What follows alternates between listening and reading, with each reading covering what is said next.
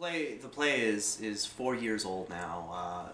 It began and has gone through several iterations, but I was blessed to find this group of four people who are absolutely talented and veteran individuals from the local community. Jack Vernon, who plays the older Dr. Ross in the play, he's actually been in 30 plus productions here in Sheridan.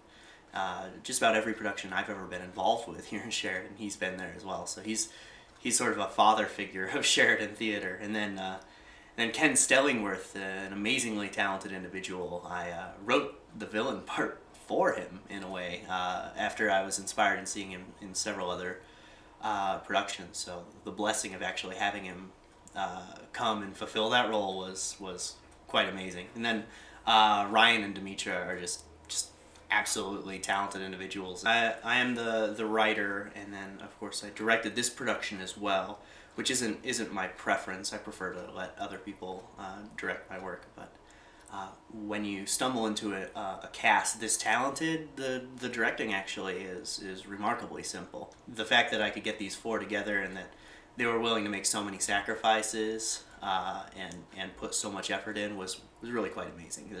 The secret to success is really just surrounding yourself with talented people.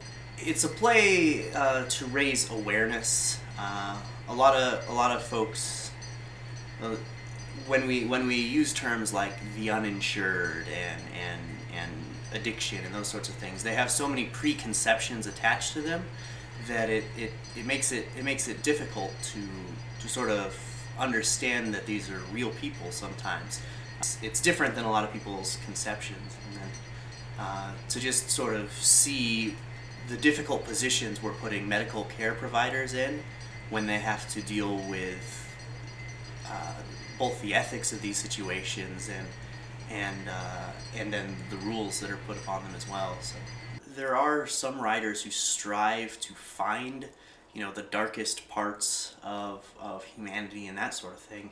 But I don't really feel that I've done that or like doing that. What it feels like to me is just a very dark realism, and there's a lot of lighter moments to the play, and a lot of humanity, and if you follow it through to the end, it really is sort of a redemptive story.